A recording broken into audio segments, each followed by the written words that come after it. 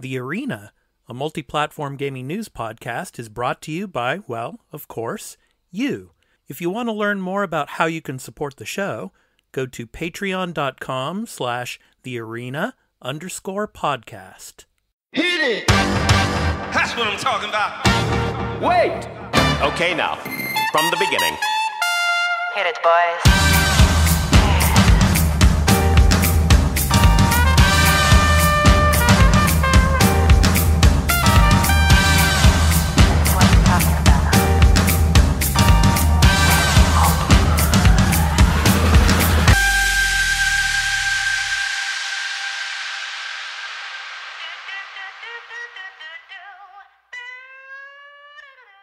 Hey everyone, welcome into The Arena, a multi-platform gaming news podcast. This is episode 58. I'm your host, Expat, along with my co-hosts, Burly of BurlyMenGaming on Twitch, and Turn-Based Carl. Burly, how you doing, man? Doing good. How are you? I'm doing good. I'm doing excellent. Carl, how are you, man? I'm trying to get energy here. I didn't get enough sleep last night. Oh, no. Oh. Baby's been trouble, you know. Uh-oh. I see. So you need some more of those cans of Arizona, right? Yeah, and I'm out. So I'm drinking, I got some AMP. Cool. Mountain Dew made AMP energy drinks. They were on sale at the store, so nice. Picked that up. Nice. So how's the weather for you guys out there in Canada and Florida? Burly, how about Canada? Cooling down? I'm hoping it's cooling down because yesterday we just had rain all day. Yeah. Rain all day. Today's supposed to be pretty rainy. It's getting a little cooler, but every time it's been going like that, it then jumps up and we've got like 80 to 90% humidity. Yeah. So it's like, oh. Yeah. Yeah, it was raining all day here in Japan too, and it was 100% humidity out here. Ooh. Yeah. So yeah, just rain all day and a little bit of rain for the forecast for tomorrow, and then cloudy, and then from Monday it's supposed to clear up. Carl, how about you in Florida down there? Man, you know, it must be a pretty slow news week if we're talking about the weather here. It's fine. It's getting a little cooler. Carl! I try not to go outside. It's Florida. It's gross. Okay. Yeah. It's almost getting closer to the good time. Yeah, okay. November, December might be nice. Okay. Thanks, Carl. All right. So with that note, this week we're going to be talking about the Nintendo Switch Online expansion pack release. We're going to be ranting about that a little bit. We're also going to be talking about Final Fantasy XIV surpassing 24 million players. Disney teases a Star Wars video game announcement for December, so we'll be talking about that a little bit. As well as our topic of the show, should historically based games be put in the classroom? And of course, our new game releases for the week of October 18th through the 24th. We'll be discussing that and much more. And just want to let all of you listeners know that this will go to Patreon at patreon.com/thearena_podcast for the first day in early access. And then it will go to all of the free podcast services. So look out for that. But first, before we talk about the games we've been playing this week, and I know Carl is raring to jump into that, it's time to hear about where you can find the podcast.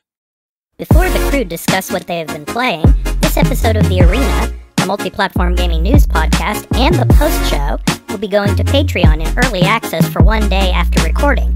So if you would like to support the show and become a patron at the entry tier 1 level at $1 per month, and get early access to every episode and post-show, as well as listen ad-free, please visit patreon.com/thearena_podcast for further details. Weekly on Sundays, the podcast will be uploaded to all free podcast services. Weekly on Wednesdays for the post-show, where you can find us on any podcast app for iOS or Android, Spotify, Amazon Music, and on Expat's YouTube channels, Expat YouTube Gaming and The Arena Citadel.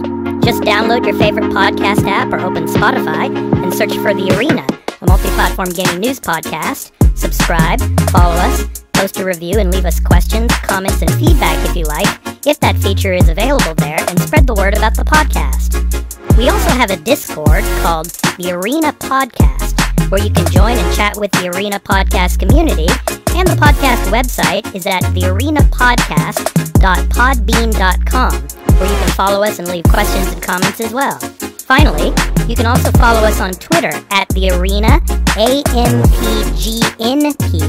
as well as on Instagram at the Arena_podcast. Now, back to the show. Okay, guys, let's talk about what we've been playing. Carl, what have you been playing this week, man? Like, come to me, I think I may have been a bad boy, and I just probably only played State of Decay 2. You mean State of Decay 2? Yeah. See, that's where I am right now. I'm living that. Living it. I'm still trying to get to the lethal zone, and it takes a while, man. I got I had 16 out of 28 play cards down. Whew. I'm running out of resources. I keep running out of gas. It's real tragic, man. Running out of gas, and I gotta run across the map, and it's dangerous. There's lots of zombies. Yeah. No. Yeah. I switched to a different community just the other night because I was playing on my Xbox One X, and my God, is it terrible to play on the One X after playing it on the Series X for so long. Yeah. It feels so bad. I can't believe I played the game like that and didn't think anything of it. Mm-hmm. Because it's 30 frames per second, and everything just feels crappy compared to it. Like, it just looks choppy. All the animations don't look as good, and I feel like I feel like the game feels less responsive. I can't make my dodges as well. God, the Series X, man, you gotta have that, or I guess that Series S too. If you want to play these games, man. Yeah. The load times. We got the load. Well, not like you have to load a lot in this game, but the initial load into the world takes a few minutes on the old system, whereas on the Series X, it's like just a few seconds. Oh, yeah. That SSD in there, it's amazing. So. Cool. I do Scarlet Nexus. I feel like I popped it on for a minute or two, but didn't get into it. I'm not playing games enough. My mother-in-law is here, and that's cool. Yeah, so you're busy with family stuff. So understandable. Yeah. I'm not. Scarlet Nexus. If I had to say something about it, I feel like it's one of those games where I enjoyed it, but then I think about going back to it. I'm like, I don't know. It feels like I've experienced it. It's one of those games where it's like, it seems like I can see where it's going. Right, it's going to be the same. Like, you're doing the same, kind of combos and attacks over and over. And it feels good, and it's nice, and it looks flashy, and it's cool. But doesn't seem to be enough. Like, the skill tree doesn't seem to add enough interesting things, and the gear doesn't kind of come often enough. It doesn't feel like I'm customizing my character, my build really enough. I don't know. I honestly feel like that game.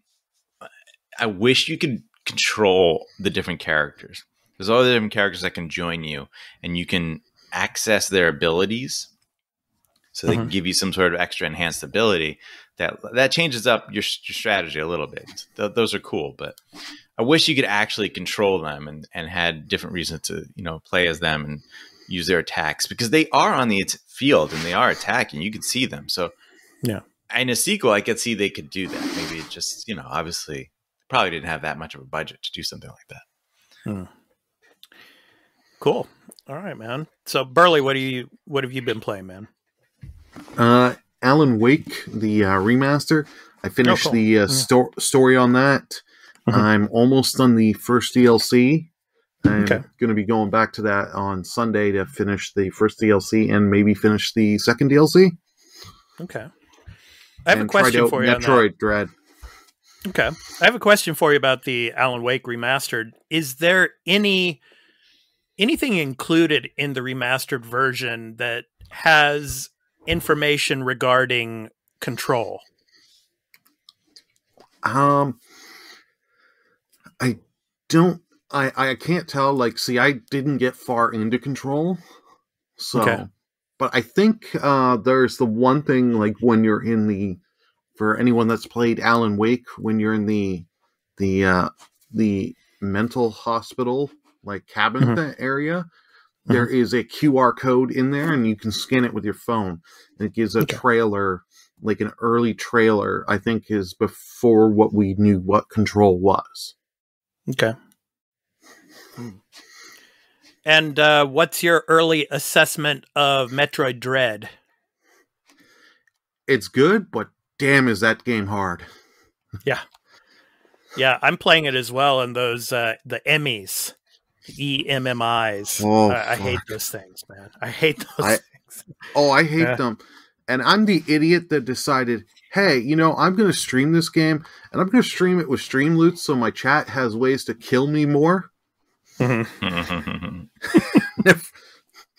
got to learn what games I should do that for and what games I shouldn't. Yeah, people have been talking about Dread's difficulty. Yeah, I don't remember Metroid games being difficult, but I guess I could see it.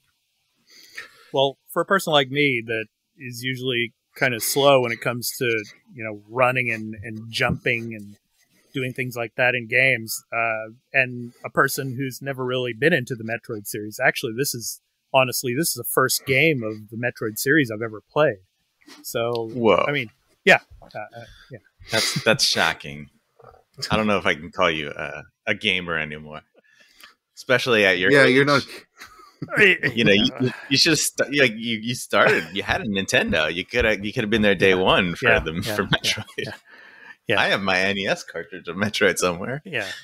Anyway, what I'm trying to say is just jumping against the walls, like Burly, you know, in the early stages of the game when you start jumping down into the cave, and then you have to start jumping back up. You know, just the jump sequences.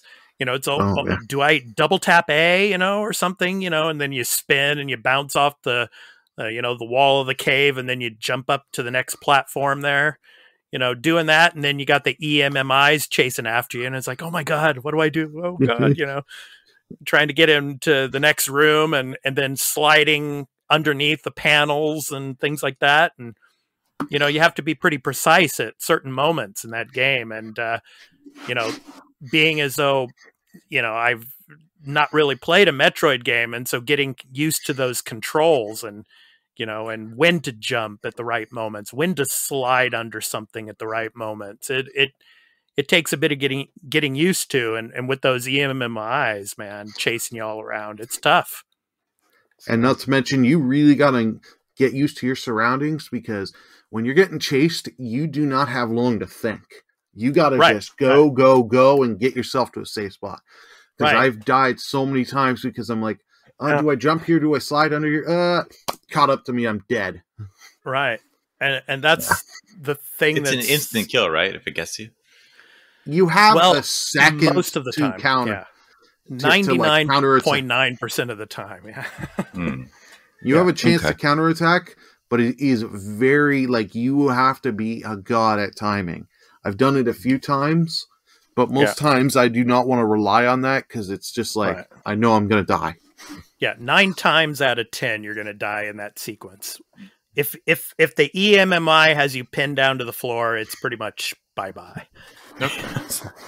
How was the story presented? Because I know some people are saying that they like the story in this, but I've played all the 2D Metroid games, and they are very light on story, if not like no story for most of them, with the exception of like Fusion, I think it was, right? Was that the one that had like the sort of each internal monologue aspect? Yeah, Fusion had the internal monologue, and you talking to the AI that was Adam. Yeah, okay. Her former commander. Yeah, this one, like, it is at the beginning of the game, is a giant just text dump. Yeah. And then you do get as you unlock a couple rooms, you do get Adam talking to you. But, like, I kind of wished at the beginning of the game, when they're doing the text dump, I understand you have to do that. Yeah. Nintendo's got to get better of, let's just get voice actors in. Yeah. I don't know why Nintendo, still in the year 2021, is afraid to do voice acting for major franchises. Yeah. I mean, Metroid seems like the one to do it, with the exception of they let who was it? The developer who did Metroid Other M? Was it Ninja Theory? Wasn't it Ninja Theory, or was it the other Ninja one? Team Ninja? I don't know. It was one of those. Might have been Team Ninja. Yeah, it? Had Ninja in the title. Yeah, and that game apparently botched the characterization of Samus a lot. So I could see why they'd be wary of it. But I mean, come on, give us another question I have is, do you ever see Samus in this game with the helmet off? I know you haven't probably gotten that far, but not in the 3.5 hours I've put in. Yeah. You just see her eyes inside of the visor, and that's it so far. Yeah. Okay. I wonder if you speed run it fast enough, you can then play as her without the suit and the bikini, like the old games. Nintendo's not like that anymore. Yeah. So anyway, the other game I've been playing, of course, I've been going back to Lost Judgment, playing some of the side quests. I actually did a stream last night where I played one side quest where Yagami was investigating a publishing house and investigating cats using a tracking device to listen in on people. Oh yeah. Yeah. So yeah, that was pretty funny. So just doing that. I mean, just doing some cool side quests and things like that. Yeah. So that's pretty much been my week. And of course, Metroid Dread. So playing some of that. Okay, guys, let's go ahead and jump into the news. Burly, I'm going to let you go off on this. We're going to do our Burlynator corner. Okay.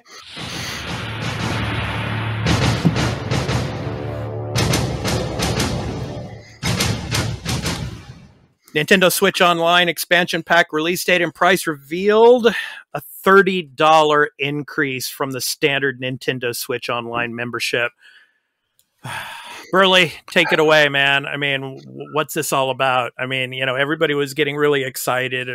You're getting some Nintendo 64 games and all. You're getting some Sega games along with it. And then, they have this, of course, Animal Crossing drop with their little direct, and then boom, here comes these price increases. So take it away, man. Go on your Burlynator rant. Nintendo, what the fuck? They added the Animal Crossing DLC in there to leverage to get people to do this. It wasn't like, because I watched a lot of people and they were saying, oh, they added Animal Crossing in there to add value. No, they added it because Animal Crossing sold a shit ton to make it easier to people to buy. Yeah, that's it. Nintendo has not been consistent on the Nintendo Switch Online. Okay. So I know if you go and buy this, you're not going to get games every month. They may start out good for 2 to 3 months, but then they will falter back like they did with the NES and SNES Classic. And it's like, you're coming in Canada, this is getting about the same price as PSN, the PS Plus subscription. And it's like, love it or hate it with PS Plus, with what games you get. You're consistently, I get 3 games a month from 2 PS4s and 1 PS5. So I know I'm going to get something. Yeah. Nintendo, who knows? And I wouldn't be surprised some of these big games that they're showing off, that like Majora's Mask and stuff, we don't get those for a while, or till they'll say, oh, delays, and that comes up when everyone's membership needs to be renewed again, just to try and get people in for the second year on this. I think Nintendo will try and remove the base membership in a year or two and just try and get people on the expansion pass. Wow. Dirty. It's just filthy, rotten Nintendo right there. Yeah. If you order this, you should get, at the very least, like a little keychain of the old Nintendo 64 memory expansion pack. Yeah. Like, just give you a little physical goodie just to make you feel something. Feel like you weren't totally ripped off. Yeah. Or send it an email. Give you a T-shirt or something. Yeah. Do you think they'll add more Genesis games? 'Cause I kind of feel like that's the library and that's it. They won't add too many more Genesis. Yeah. But it's that Genesis, like the Genesis collection on Switch, that thing goes on sale all the time. Like, I can pick it up. If I wait well enough, I can pick that up for like $10 for my Switch and get way more Genesis games. Yeah, and that's the thing. Like, you remember, and I made this comment to you on Twitter about how, like, on the podcast, I said, like, "Oh yeah, it's going to be double, right?" And but that was like, I was really serious. It wasn't like, yeah, they're definitely going to double the price of it. And then they went and did more. I was like, God damn! And you're totally right. Like the Animal Crossing thing is like, it's really, they threw that in there. They threw in the Sega Genesis stuff in there just so they could try to justify this price. Yeah, and it's absurd. The Animal Crossing thing, it's like, if you look at it as that's part of the subscription, that's something that's supposed to be a big feature of it, only makes sense if you already spent $60 somewhere else on Animal Crossing. Otherwise, that gives you get nothing.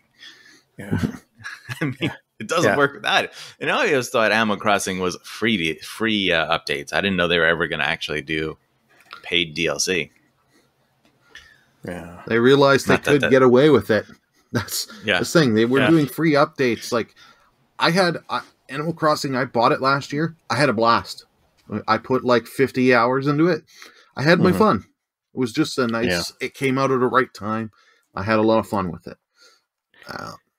But this just is a perfect example of, like, in Japanese culture, when you're in like a meeting and you want to get something done, and they're like, "Sumimasen desu ga," which in English means "we're sorry, but," and it's just like during this direct, they show all this Animal Crossing stuff. They get everybody all, psyched and really excited for everything, but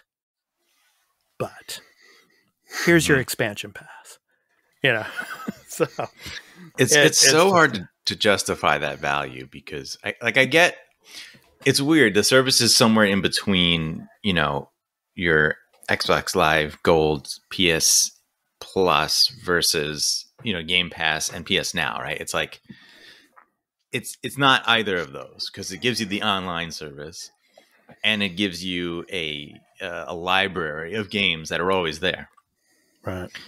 But those games they don't come at a regular pace, like Burly said, and they're all like, we're talking about like 25, 30-year-old games in there. Yeah. We're not, when you compare it to what Xbox and PlayStation, Xbox Live Gold, you criticize the quality of some of those releases. You're getting 4 games a month, and you get 2 of those are Xbox One games. Several might have updates, who knows, for Series X or S, and 2 are Xbox 360 games. These aren't like way old games. These are, within probably the last 10 years, maybe 15, some of the oldest. You might get an Xbox One game in there. Same goes for PlayStation. Yeah. And if you compare it to PS Now and Game Pass, I mean, not even remotely close, because those services are giving you like modern games that came out within either like with a Game Pass day one, or within a year of release, like actual current games that people want to play. Yeah. Like, I just don't understand the future of this service. Just seems like we're just gonna, every once in a while, we're gonna make a big announcement that we're gonna drop some new system. It'll be Game Boy next, right? Yeah. It'll be Virtual Boy one day, and then maybe they'll do DS and 3DS, and then everybody else waiting. Where's GameCube? And one day they'll do it, And Wii maybe. I mean, but like, how long is it going to take? Expansion Pass 3, Pass 3, where you're going to pay $300 a year. Yeah, right. And this, I really have a feeling this is going to be the catalyst for a ton of people going to emulation. Oh, yeah. Just using emulators and just be like, F this. We're not going to, we're not going to pay that kind of money. Yeah. So it's the truth. And, there was, if you want to continue on that. I'll let you go, Burly. and then I'll make my little comment. I was going to kind of like bring up the whole, there was that emulation story about Metroid Dread, right? Uh-huh. And how, well, specifically Kotaku being the weirdos and that they are. I don't know what they're trying to be at this point. They're the clickbaiter masters over there. But bringing up the fact that you can even emulate Switch games now. I mean, if you're someone who's looking at these ridiculous prices for these super old games that have been emulated for decades already. Yeah. I mean, you're already emulating those games. People are going to be like, yeah, I guess I could emulate the current games too. Why not? I mean, what? Don't make people like, don't drive people to that. You have to make access easy. This is why like Napster and all of those things happen with the music industry. And now that stuff doesn't matter anymore because music is dirt cheap now. Yeah. It's $1 a song. It's Spotify service, Amazon service. You get everything, Yeah. Well, you get like people wanting you to demo their music and all. So, for free. Yeah. So give people easy access for a good price. People will pay for it instead of trying to steal it. Right. Yeah. I'd rather have them bring back the virtual console, pay $4 or $5 a game and get them. Like for me, any of these N64 games, guess what? If I'm going to play them or stream them on Twitch, the Series S, they'll run better on the Series S with that SSD, better processing power and all that. And I can still do the multiplayer through RetroArch. The multiplayer on that's not bad. And it's like, Why would I do this just for the portability factor on my Switch? No. Right. It's not worth it. And if you support Nintendo doing this, it tells them it's okay. And they'll keep doing it. They'll make an expansion pass too. Because they want to get rid of the base version of the online. Yeah. I can tell that when they put these prices out.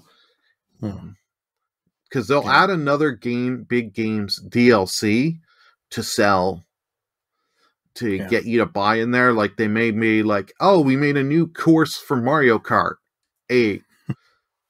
Here you can only get it during buy our expansion pass for Nintendo Switch Online. Yeah. And they got rid of the month-to-month version for the expansion pass. You can't do it month-to-month. Because I had one buddy that was like, oh, I'll do it for 1 month. I'll pay a high price 1 month, stream and play the games I want, and then I'm done. You can't do that. Yeah. Oh, yeah. I do wonder if they're getting rid of it, or did they just not reveal that price?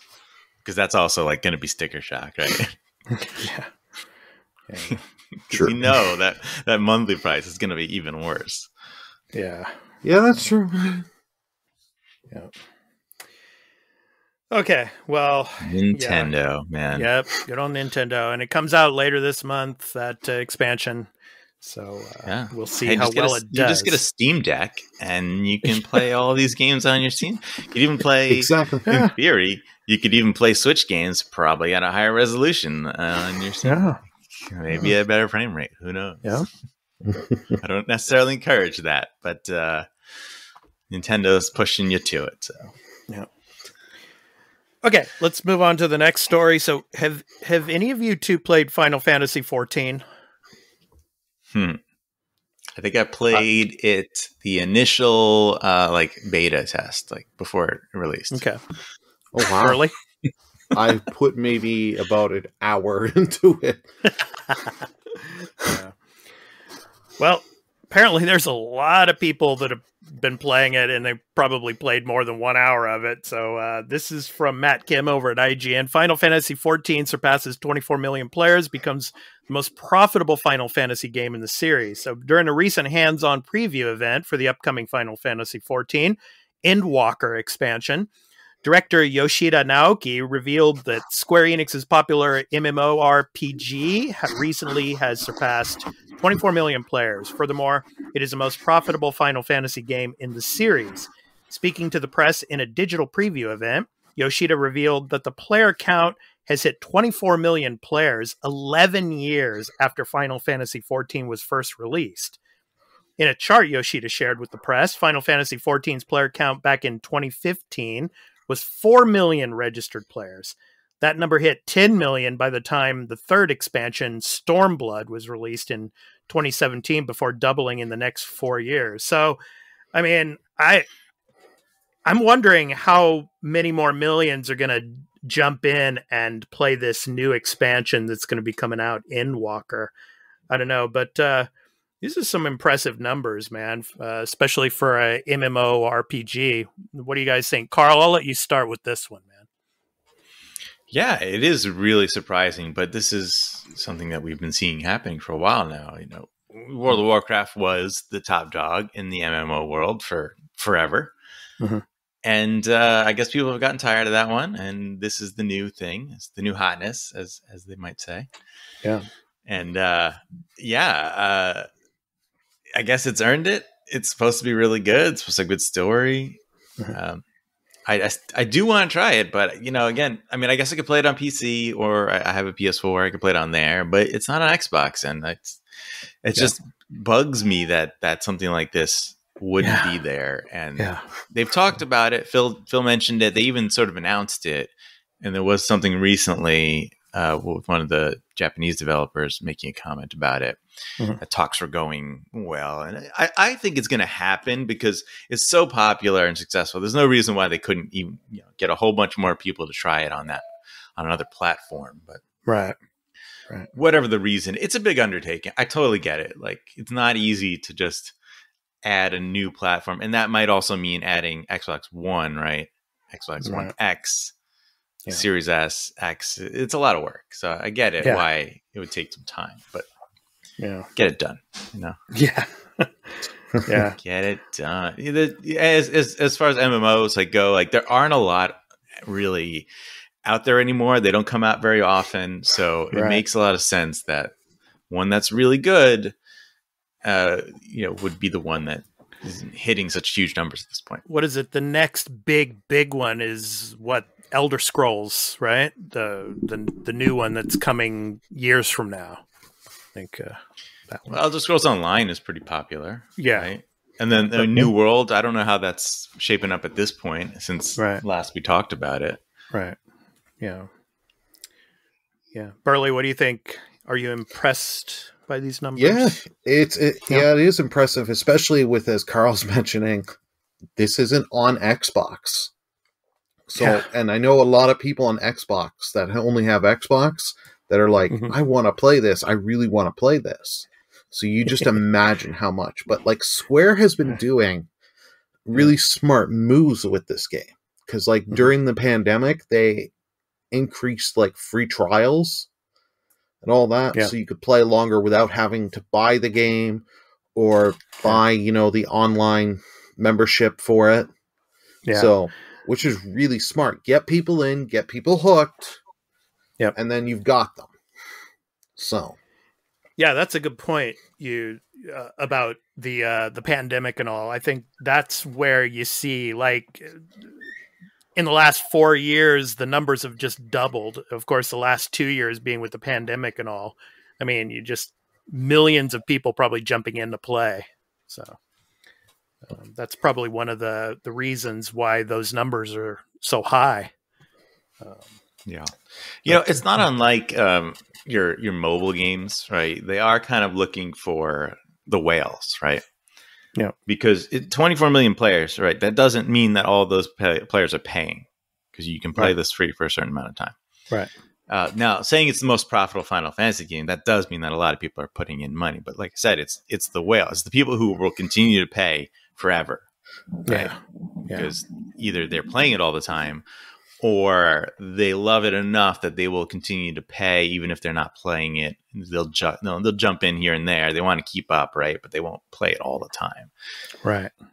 or they'll buy the lavishest. Like, if you look up some of these like high-end collector's editions that give you like these cool statues and shit, look up some of the prices on that shit. It's like, geez, okay, I could buy a console for that. Yeah. Yeah, like, because like some YouTubers that I follow say, and they're like, yeah, I'm not proud, but I bought when the Heaven's Sword expansion came out. You got this awesome statue, and you got this and a bunch of extra gear. I spent $400 on this collector's edition. And it's like, yeesh. Oh my God. It's like, at that point, they might as well they should give you like 6 months free or a year free. Right. Okay, let's move on to our next story. So Disney teases a Star Wars video game announcement for December. This is from Jared Moore over at IGN. So Disney and Lucasfilm have teased a Star Wars video game announcement for December as part of a publishing campaign that will reveal new Star Wars products every Tuesday for the rest of the year. As announced in an article on the official Star Wars website, the companies have launched their Bring Home the Bounty campaign, which will see new Star Wars toys, collectibles, books, apparel, and more revealed on a weekly basis from now until the end of December. Disney has given fans a glimpse into what they might expect from potential announcements across the campaign through an interactive poster on its site. Each week on the poster details different characters and memorabilia from across the franchise. However, on December 14th, Disney has instead opted to lead with the image of a gamepad, hinting that there may be a new Star Wars game announcement on its way. So I want to talk to you guys about this potential game. What do you think it is? I think it's going to be the new game from, I think it's EA, the one with the Jedi Fallen Order 2, I think, which might be announced. What do you guys think? Or what do you guys think this new game possibly could be? It might not be a new game. It might just be more of some updates to current Star Wars games, but it could be a new game in itself, and maybe it's going to be Jedi Fallen Order 2. I don't know. What do you guys think? Burly, I'll start with you on this one. I can't believe you didn't go for the easy and obvious one. It's the game that we all wanted when Episode 8 came out. Luke milking those things. We needed some comedy in this episode after the darkness. I had to. Believe me, there's more darkness coming in this episode, believe me. But anyway, go ahead, Burly. Wait, is there fishing in this game too? You use like a really giant fishing pole that you can like vault across the mountains with? Yes. Exactly. Just got to make sure that that's in the game. I mean, I wouldn't play it otherwise. That's the secondary mechanic in the whole game. I would be surprised if we get like, I don't think it'll be the Jedi Fallen Order. Okay. I wouldn't be surprised if we get something because of the whole Mandalorian hype behind all that. Just get with like season 3 coming and all. Yeah. Give us some kind of bounty hunter game. Playing as either the Mandalorian, Boba Fett. Okay. Yeah. Now, are they saying is the hint of this that it's an announcement of theirs, or could it be announced at the Game Awards? From what it says here, that there's an announcement coming on December 14th, whether it's that close to the Game Awards or not. So no, the Game Awards is not the 14th. It's earlier than that, right? I think. Yeah. I believe so. So, okay, if it's after the Game Awards, I'm going to assume it's not a big major thing. Okay. Because if you're revealing Jedi Fallen Order 2, you do that at the Game Awards, right? There's no way. Yeah. Did they say it's definitely a new announcement, or is it a new game, right? Possibly something that's already announced that we're just going to see. They haven't said anything about that. Just an announcement. That's how vague it is. Just an announcement. Okay, so we don't know. You know, have you heard of the Jedi, or what do they call it? Something Hunter, Star Wars Hunters? I think it's Hunters. Yeah. right? I don't know if you saw the trailer for it. There wasn't any gameplay on it, I believe. So I could see that maybe that they're going to show that off. That could be maybe. I mean, that makes sense. So it's a mobile game. It's free to play. I think it's also coming to Switch, but that would make sense to not put. You wouldn't put that at like a major show. Yeah. Here you go. Here's another one. How about The Force Unleashed 3? There's any number of like cool games that could come out, and I'm just want to think it's not going to be that. You know? No, I just threw that out there. I don't think it's going to be either. I think Jedi Fallen Order 2 is probably a better bet than that. But yeah. Maybe get some footage on the Ubisoft game, the Assassin's Creed. Star Wars the Ubisoft game.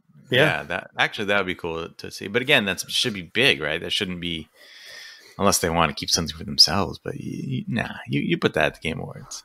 Yeah. The Hunters game, though, man. Did you see the trailer? In this article, though, Senior Vice President of Walt Disney Games, Sean Shoptow, explained that he and his team had met with Ubisoft Massive after Disney's acquisition of Fox, which included an already in development Avatar video game project. So, yeah. So Ubisoft that Avatar game. Yeah. We saw that. Yeah, but maybe they're also working on something else. Who knows? Yeah. They're working on another Avatar game now. Oh God! Oh please no. That was still there. No, God, please, no!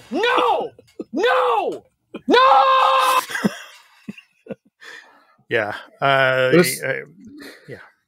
Go ahead. I was going to say that was still too funny because we're like, I remember doing the E3 with you for Ubi, and we're like, what are they going to end on? What are they going to end on? Yeah, and then it was Avatar. And we're like, okay, what's this? Oh, Avatar, and like. All our disappointment came. Yeah. Okay. It's funny. I thought that game was like third person, but it's definitely supposed to be first person now. And I'm like, I want to see the avatars. Yeah. Come on. Yeah, Carl, I remember you commenting on that too. I remember during the stream we were doing, the reaction stream, you were like, "Oh, it's not third person." Oh, okay. Yeah, what are you doing? I want to jumping, climbing, riding stuff. Like, yeah. I felt bad for Carl on that. Yeah. I don't want to see a freaking just a bow on my screen with a blue hand. Yeah. Or just see a reticule. Here's where you're aiming. Yeah. You don't even get to see the bow or the arrow. That costs too much. Yeah. We had to pay a shit ton to James Cameron for the license. Okay. Yeah. Okay, so let's go ahead and move on, and let's talk about this game. It's pretty controversial right now, and I wanted to talk about it with you guys a little bit tonight. It's called 6 Days in Fallujah. I don't know if you guys have heard about this game. It's supposed to be coming out later this year. But a lot of critics are saying this is an Arab murder simulator. But then there's the developers and other developers are arguing that it teaches history. And we're going to be talking about games and history more in the topic of the show. But I want to talk about this game a little bit. And I want to read you some of the article here from CNN by Alaa El-Assar from CNN. So Najla Basim Abdullela grew up in a war. The regular sight of dead bodies and the memory of her friend being shot next to her as they walked to school stained her childhood. Children's laughter was replaced with the incessant soundtrack of exploding bombs, and she lived with a crippling fear of losing her family. So when Abdullela, who now lives in Atlanta, Georgia, heard that 6 Days in Fallujah, a first-person shooter video game set during the Iraq War's bloodiest battle, was on the verge of being released, she was horrified. Quote, "I am disgusted that this is something that will be producing profit when people like me suffered the consequences of this war and will have to watch people play it for fun," end quote. Abdulayla, 28, told CNN, quote, "I just can't get past the inhumanity," end quote. For Abdulayla and other Iraq war survivors, the imminent release of 6 Days in Fallujah threatens to reopen old wounds and trivialize their plan. So they want the game shelved, but it looks like it's not going to be shelved. It's going to be coming out later in the year, around December. So what do you guys think, man? I mean, I think this game is probably going to make a lot of money, just like all the other shooters that can be considered murder simulators. I mean, Call of Duty, Battlefield, you name it. I think it's probably going to make a lot of money still. I don't know. Carl, I'll start with you on this one. Could what these critics are saying, hurt sales, or do you think this is just another meh? People are going to pick it up and buy it because they're gamers and they love to play shooters. I don't really think, the controversy is going to affect sales, because the type of people who are going to buy this game, they're not going to care. I don't think this game will be very successful because it's a first-person shooter. I mean, there's too much competition in that field for a historical sort of much more modern conflict to really be all that significant. I mean, I see that's the reason. Like, that's the thing that I guess is hitting home for these people, is that this conflict isn't that old. Yeah. Although at this point it's probably, the significant events of this are probably at least a decade old, right? Yeah. I'd assume. Yeah. Not that there isn't still turmoil in that area, right? And that's the issue. But every game that's in a historical war setting definitely has the same. They're gonna have people. I mean, I'm sure there were World War II people when the first World War II games came out who would look at it the same way. Yeah. Yeah, and speaking of World War II games, it's really interesting how a lot of the war games, especially in the past 5 to 10 years, they're more based in the European theater, where we don't get so many games from the Pacific area. I mean, I know I think it was the last Battlefield game had an expansion for, I think, the Pacific. One of the battles in the Pacific. I don't know if I don't remember if it was Iwo Jima or Guadalcanal or one of the areas. I believe it was Iwo Jima. Iwo Jima. Okay, so we don't see many war titles in the Pacific area as much. No. Call of Duty World at War had parts of the story in Japan, I believe. Yeah, but that was a while ago, though. I'm talking the past, been a long time. 5 or 10 years. Yeah. So, Burly, what do you think of all this, man? What do you think? Is it going to affect sales? You don't think so, or do you think so? What's your take on this? I think the controversy will actually help sales, because you're going to get a lot of people that'll hear the controversy in this and be like, "Ooh, is this?" Because you can get idiots that will be like, "Ooh, am I actually going to see something like this? I'll pick it up and pop it." But as Carl said, this market is heavily like saturated, and you've got Call of Duty that is like the king. You got Battlefield up there, so I don't think this game is going to do very well. This, because it's got too much. It's got to be different and be better against. Yeah. And you've got to have a really good hooking feature for this game to sell. Yeah. And that's pretty strong terminology that's being used. Murder simulator. I can see a lot of people that don't play video games. I mean, I could see like politicians as well try to use this to their advantage to try to regulate video games more by using murder simulator. I mean, every video game, not every, but a lot of them are like that, right? Right. But I mean, in this particular sense with war titles, I mean, Yeah, I mean, I'm assuming they're trying to say that like this game is promoting violence against Arabs, right? Because that's who you're going to be killing, right? Right. But that's, how many other war games have done that already? Yeah. I mean, I'm sure Call of Duty's definitely done that already, Oh, yeah. I mean, Call of Duty had that scene. Everyone remembers the one where you're in the airport and you're playing as the bad guys and you're just murdering innocent people. Right. Oh, yeah. It's like, that's more controversial than a game that's trying to modern depict warfare. Yeah. Yeah. You're trying to depict like. Was that Modern Warfare 1 or 2? I think it was the first one, I think. Yeah. And it was remastered a couple of years ago, I think, too. So. Yeah. Yeah. But like this is depicting a historical situation. It's not. I don't think this game is going to be some sort of like disgusting misrepresentation where you're doing really terrible things. I mean, you might be able to do terrible things, but I don't think the game's going to let you go out of its way. That's definitely not going to be their intention. Okay, so. Let me throw this question at you guys, and this is going to jump into our topic of the show. But do you think this game, the Fallujah game, do you think it could be an effective learning tool in the classroom? Say, like in a university setting? I don't think you should have any game where you're shooting people in an education setting. Okay. Not even in like a history class. No, I don't see that. No. Okay.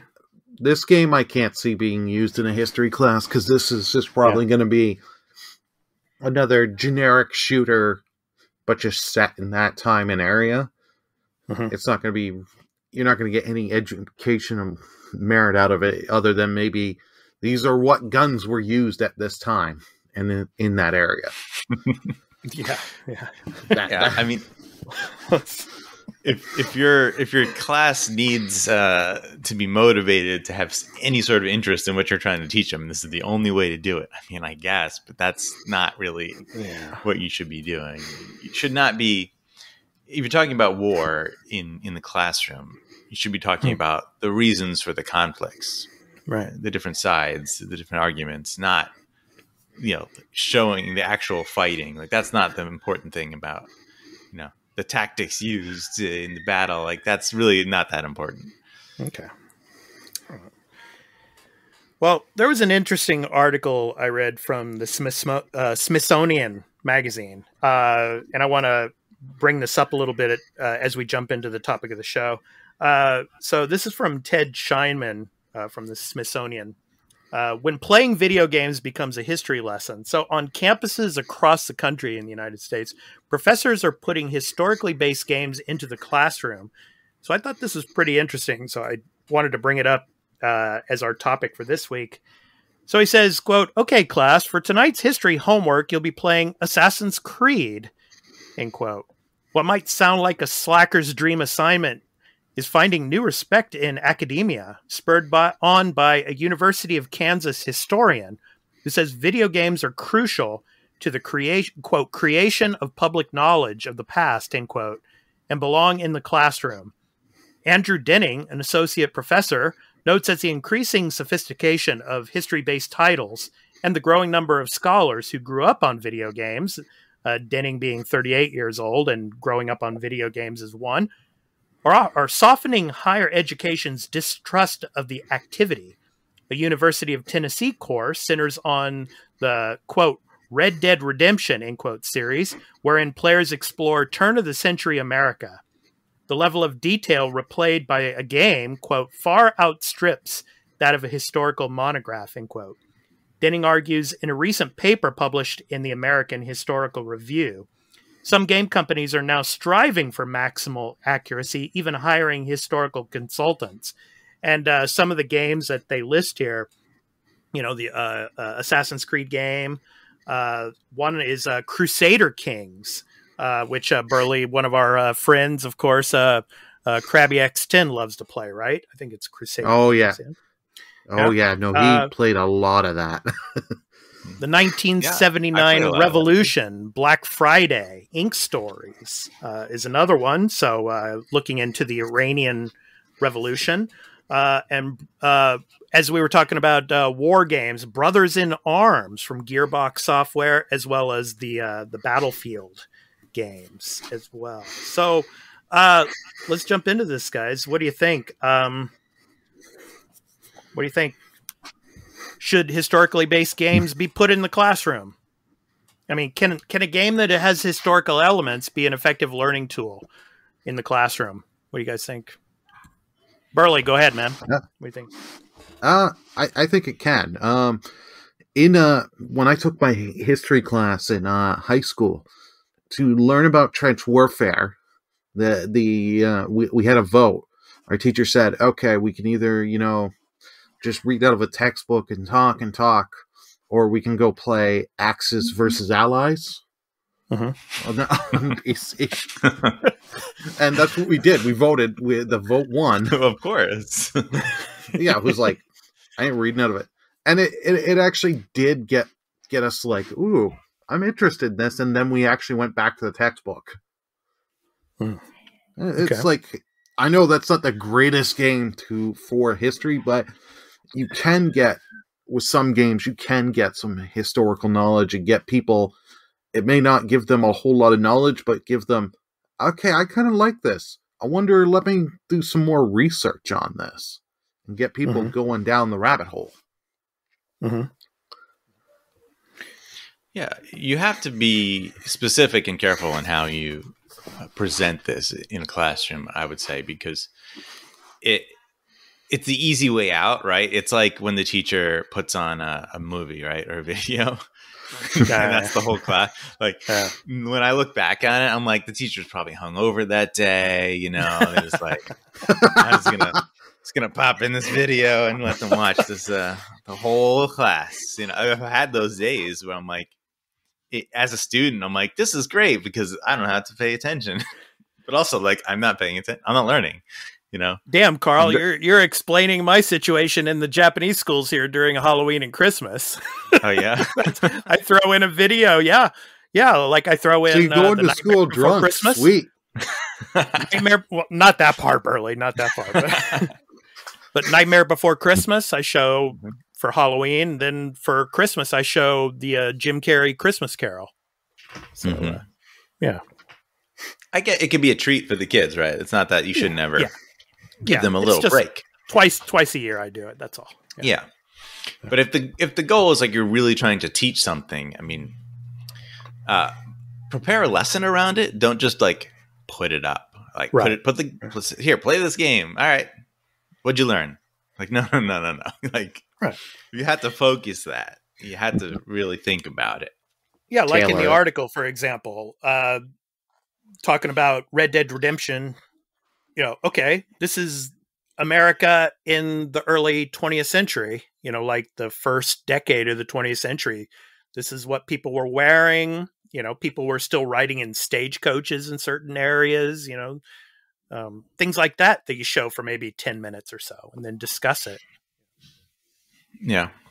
Yeah. The thing is, like, there are probably documentaries that better describe all these things, right?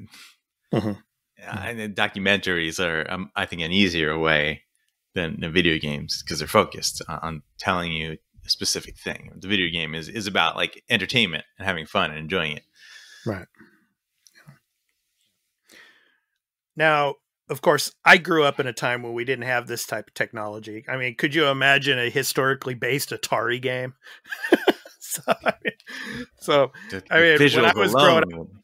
When I was growing up, we didn't have this type of technology and this type of advancement in video games.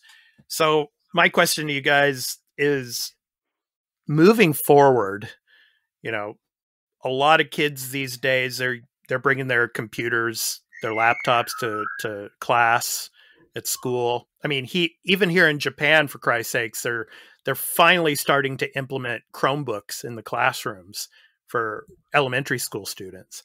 But do you think this is going to become the norm in schools in the future, where you're going to see a lot of video game, images or video game cutscenes used in the classroom as a teaching model.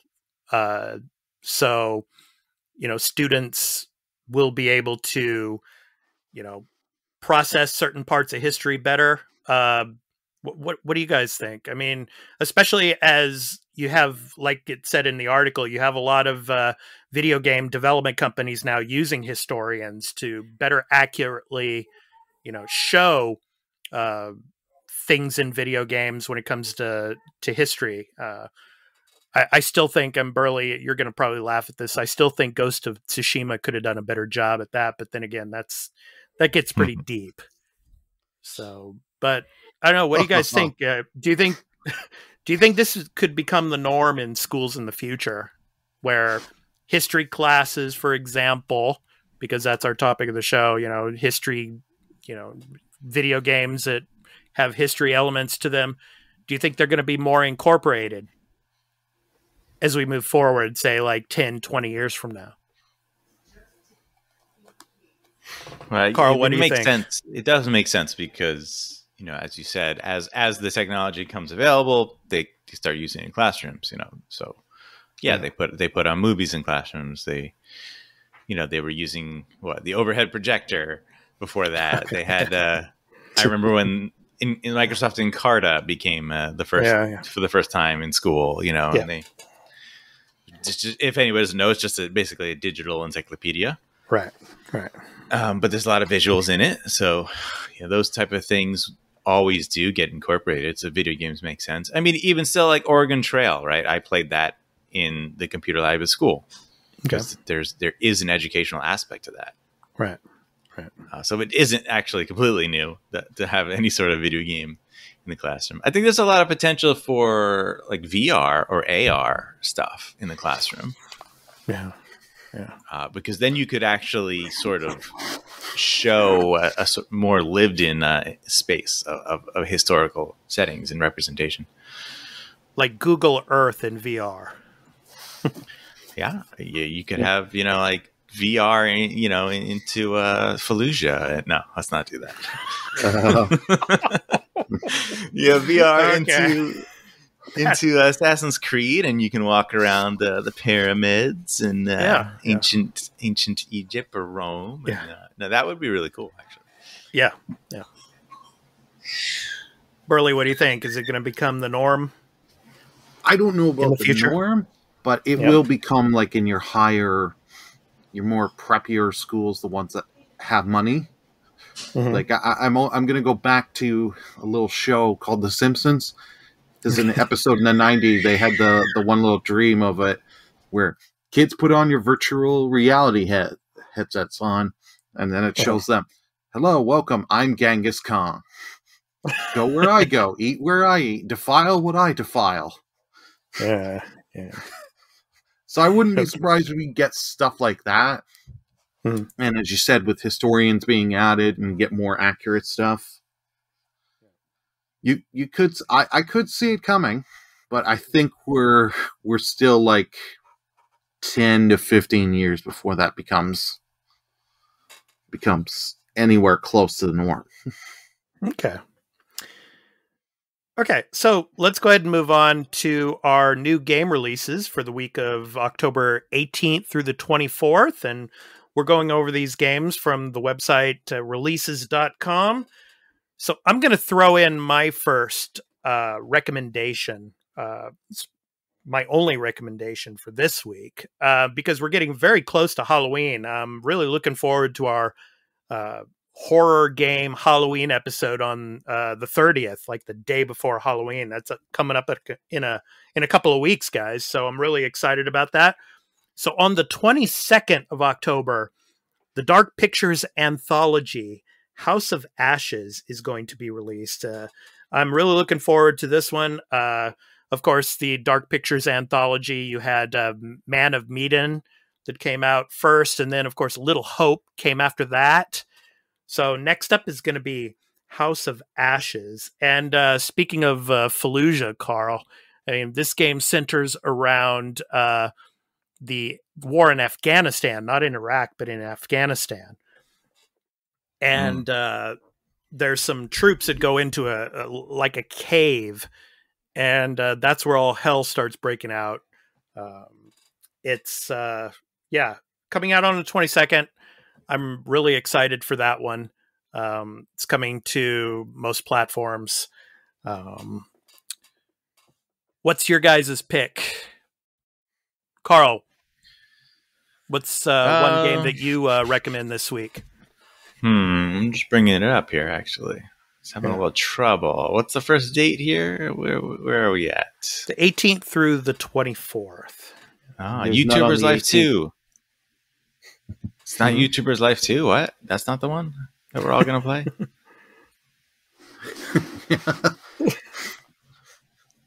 Through what date? What's the last date? Oh, hold on. 24th. 18th through the 24th, Carl. Okay, now you're making it easy. Okay. Making it real easy because Echo Generation comes out on October 21st. Okay. On PC, Xbox One, and Series X. Echo Generation is a turn-based adventure game about a gang of kids investigating supernatural occurrences while battling monsters and mechs to save their small town. It is on Game Pass.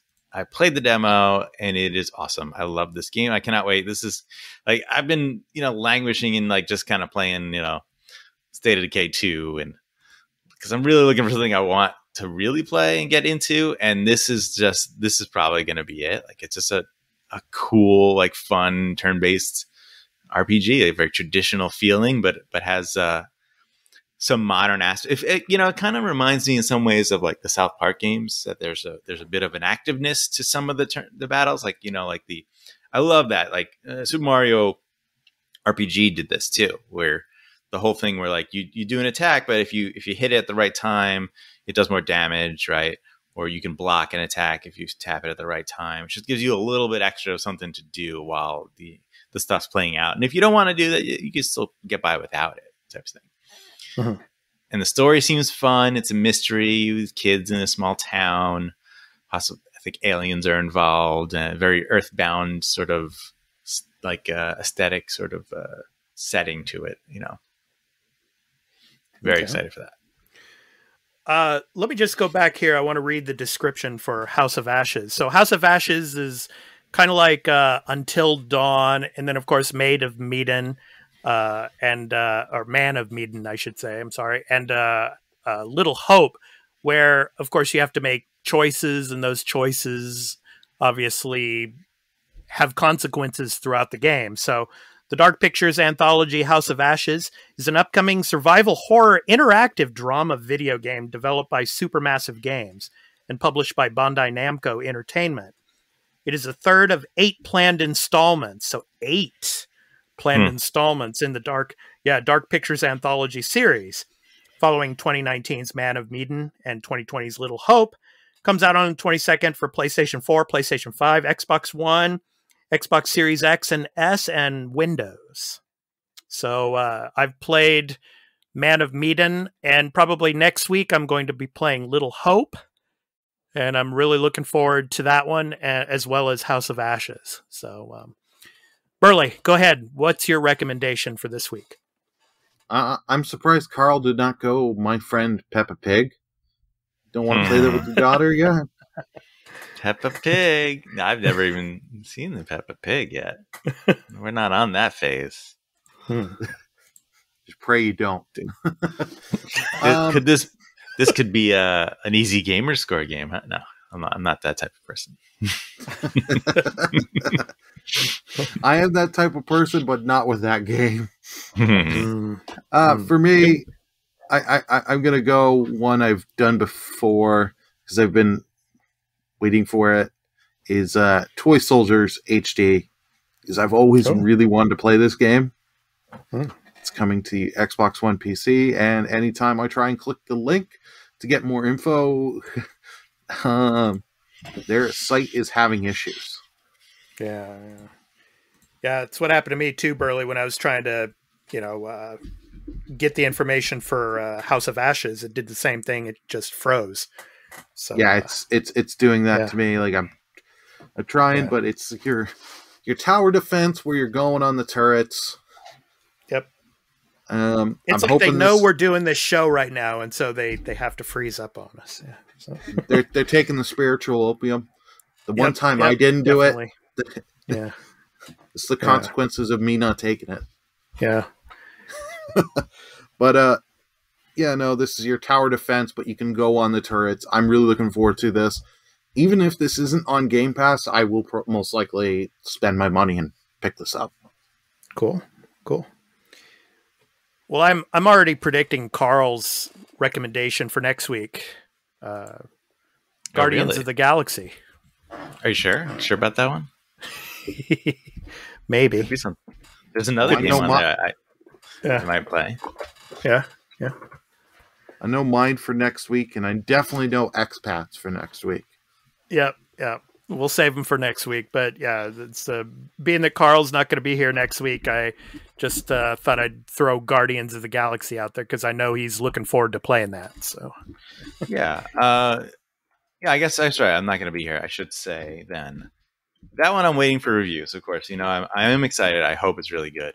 Yep. But I don't know for sure. It's one of those ones, I think you should wait for reviews. But I do want to mention Moonglow Bay on October 26th. Oh, okay. Yeah. Because that's another Game Pass one. In Moonglow Bay. God damn it. You play as a rookie angler working together with friends, family, and neighbors to hone your fishing skills, nourish relationships, and restore a remote town's fractured community. It's like that voxel sort of 3D look.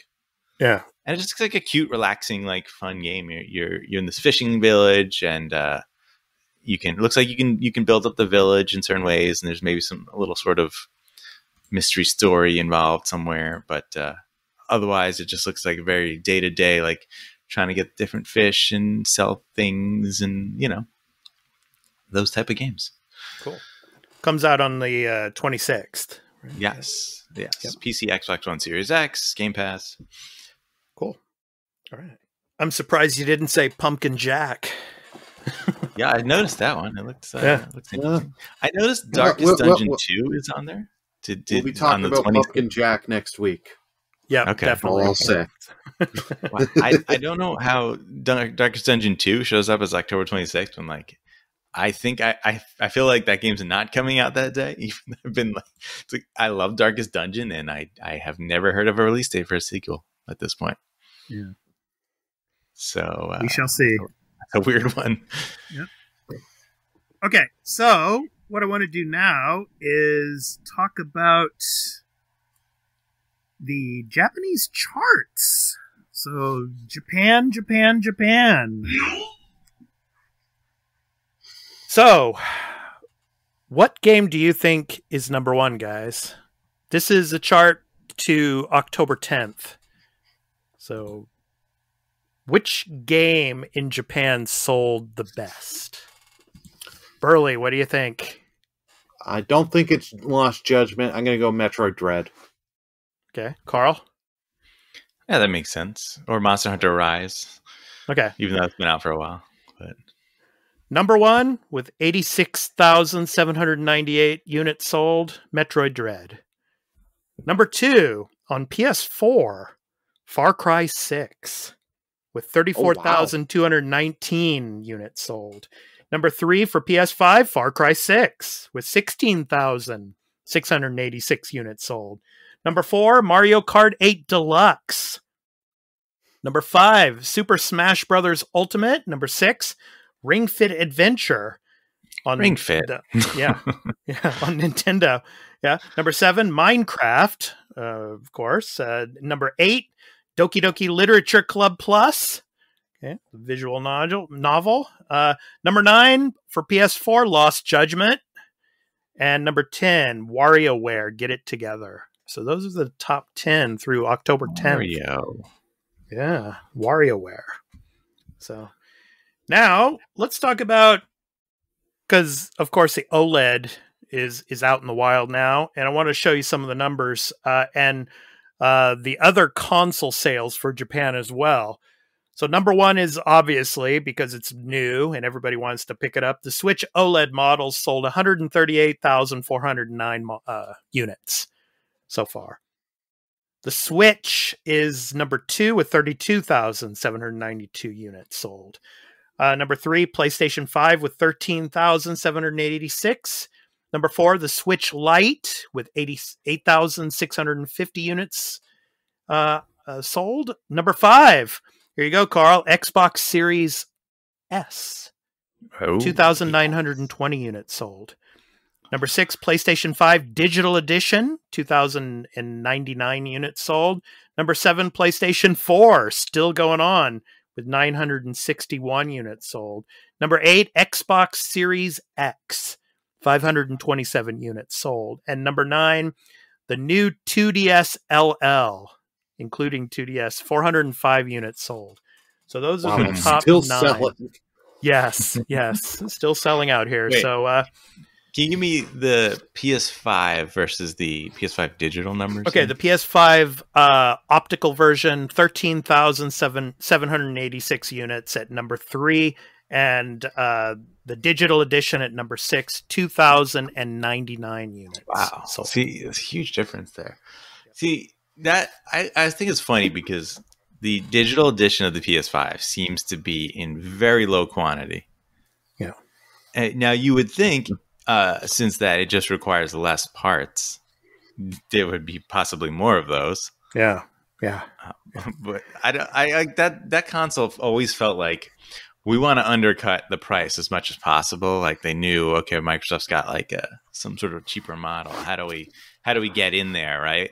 So like we'll put this out, and we won't make that many of them because they're going to make so much less money on selling that piece of hardware. Yeah. And that seems to be the case. They're just not manufacturing a lot of them still. Yeah, but another part of the case too, Carl, is a lot of gamers here in Japan are still playing on, for example, they want the disc. They want the actual physical copy of a game. So that's probably why the PlayStation 5 optical version's more in demand. I mean, like here at Yodobashi Camera, yeah, most of the PS5s that are available for sale are the optical versions. I mean, I got a digital version, but I was very, very lucky to get one. It's not very often you walk into a Yodobashi Camera, which is one of the biggest electronic stores here in Japan, and you find a digital version of the PS5. It's mostly optical versions. Because I just think the supply is really low. I think people want digital everywhere now. People love digital. Yeah, but here in Japan, a lot of people still want the physical copy of games. So I think that's why there's more availability here in this region for the optical version. So, yeah, I mean, the digital versions of games, of gaming consoles are improving and selling better out here. But still, you have a lot of people that want to have the physical disc to the game. So probably it's different out in the West now, where the digital versions of the consoles of the PS5 is probably going to sell better out there. But out here in Japan, probably the optical version is going to win out. Come on, Americans like their materialistic crap, right? Everybody wants to. They want to own things. They're gonna have a big old library full of of everything. PlayStation 5 games, showing off how many PlayStation 5 versions of PS4 games they bought. Yeah, no. Hey, Canadians are the same. We used to love digital, and then Sony said, "Well, no, it wasn't Sony. Sorry, our great government." Run by a whiny baby, decided let's tax the shit on let's put tax on digital stuff more now. Yeah, and now games cost the same because it used to be cheaper digitally for me to buy PlayStation games. I didn't get the 13% tax. Now I do. Yeah. Hey, they're just trying to get away with stuff. That's why they trying to avoid taxes. They're like, oh, let's sell more digital. Yeah, that'll work. Yeah. And the government was like, no. We know what you're doing. We gotcha. Yeah. I'm sure they'd have some sort of tax haven like Apple, right? Where they're operating all of their digital sales for music out of like Ireland because if you've ever heard that story, it's the most absurd thing. Yeah. So Burly, what's your opinion of this list here? I know you were surprised by the 2DS LL. I mean, that it's still actually selling out here, but any other surprises for this list? No, like it doesn't surprise me that the Series S is outselling the Series X there. Just because it is it's at a nice price, and be honest, the reason I bought it, it's nice. I don't have to buy the games. I can just do Game Pass, so I can just do that. Yep. And I also have the total here because this was a part of the news for this week that here in Japan, the Xbox Series S and the Series X are going to surpass the Xbox One sales of total lifetime sales of the Xbox One quite soon. Only 115,000 units were sold out here of the Xbox One in Japan. Oof, whereas as we record, the numbers are the Series X has sold, and this is the total number now that I'm going to list here. The total number from the time of launch to now. The Series X has sold a total of 62,284 units. The Series S has tallied 38,307. So we're already over 100,000 units sold. And it's still just a little under a year because what was it, at the end of October last year, Carl? I think they were released, or the beginning of November.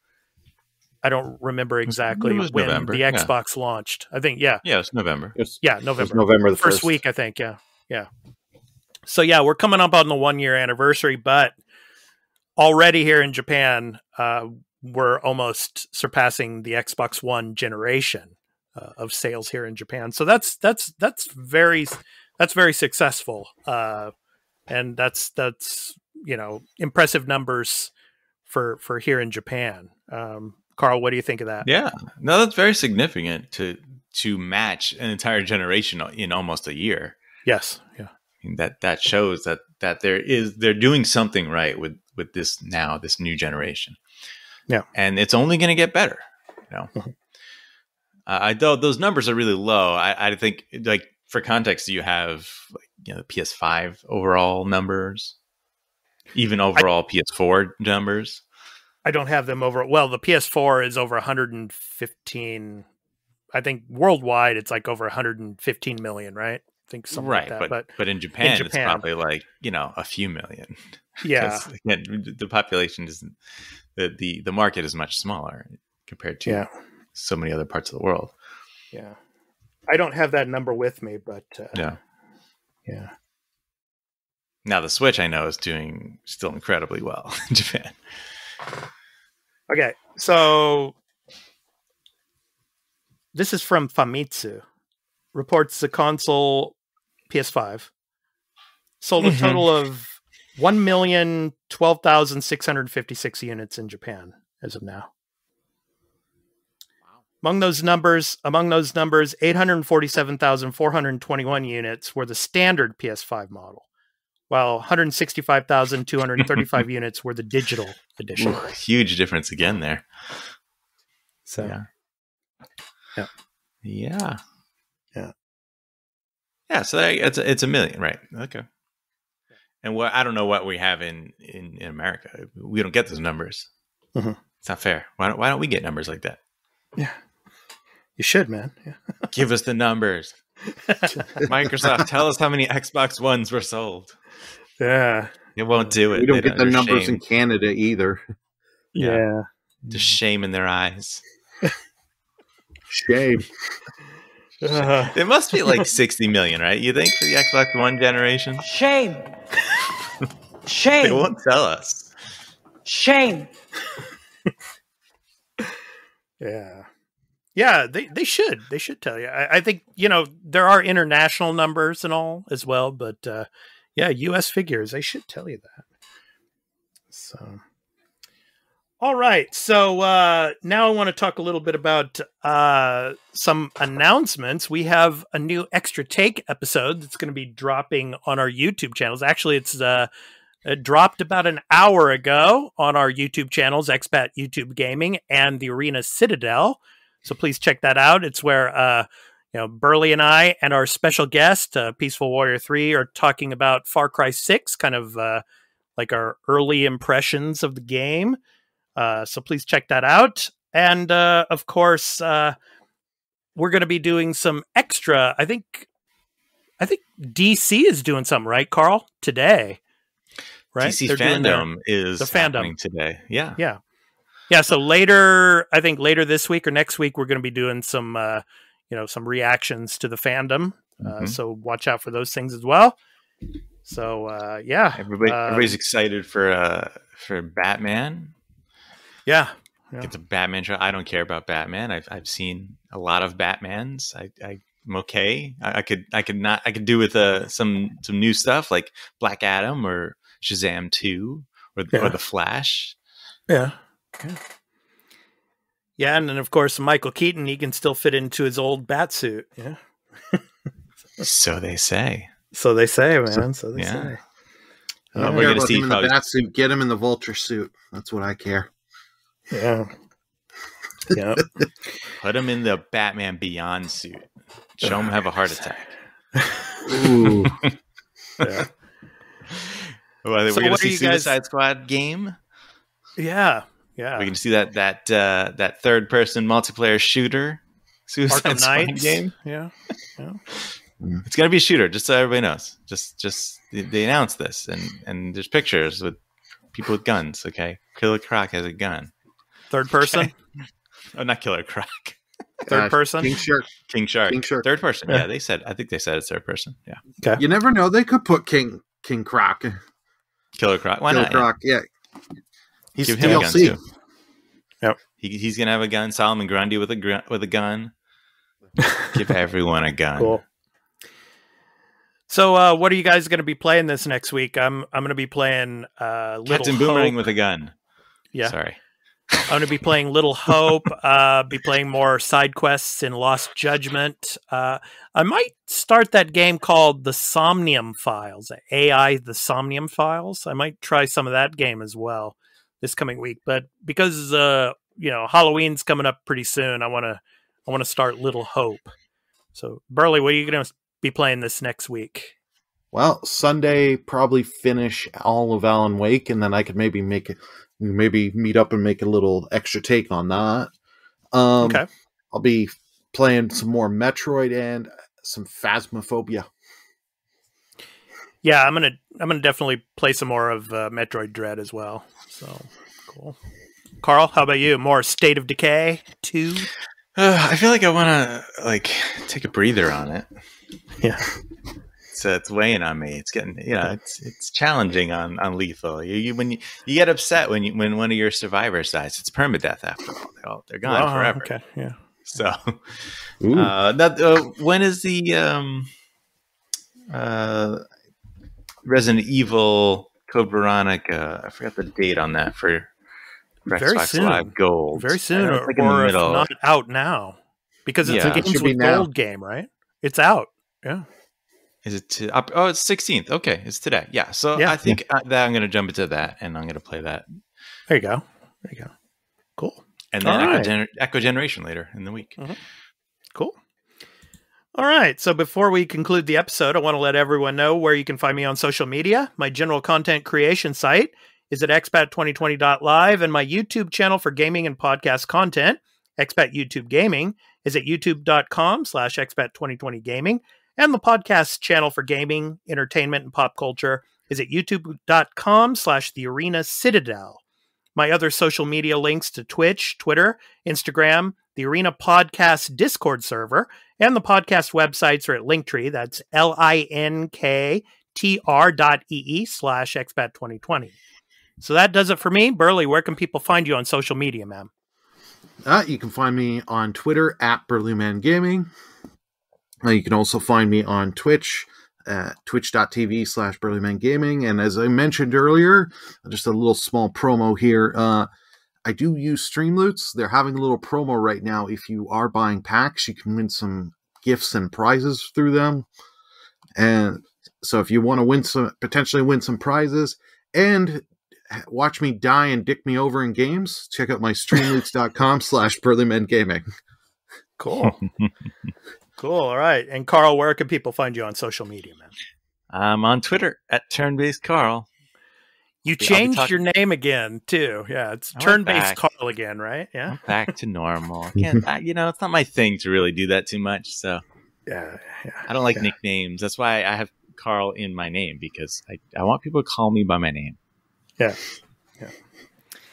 All right. Burly, Expat, whoever you people are. We are people. Yep. Mostly on the internet. I'll legally change my name to BurlyMenGaming then. Yeah. And I'll change mine to Expat, and everybody will freak out. Yeah. So, especially here in Japan. Well, a lot of my students out here, they already know that I'm Expat. I'm like both. So, all right. So, to end the episode, our indie recording artist spotlight. This week's spotlight is on Zach Sorgan. Zach Sorgan is an American singer, songwriter, and record producer whose musical career has been marked by an eclectic range of influences and genres. On top of winning numerous songwriting awards, his music has amassed over 100 million streams worldwide. Initially trained in classical jazz and piano, he's worked on a variety of film and television placements and is now the frontman of LA-based dance music trio Wake the Wild. From his album titled Baby Steps, and the song is called Sugar Sweet. This has been The Arena, a multi-platform gaming news podcast, episode 58. I've been your host, Expat, along with my co-hosts, Burly of BurlyMenGaming on Twitch, and Turn-Based Carl. We hope to catch you in the next one. So take care, everyone. Peace out. Ooh, that sugar sweet, you got what I need. Sipping on the potion, all that good emotion, just my kind of heat. Keep it on repeat, tested by the motion, loving this devotion.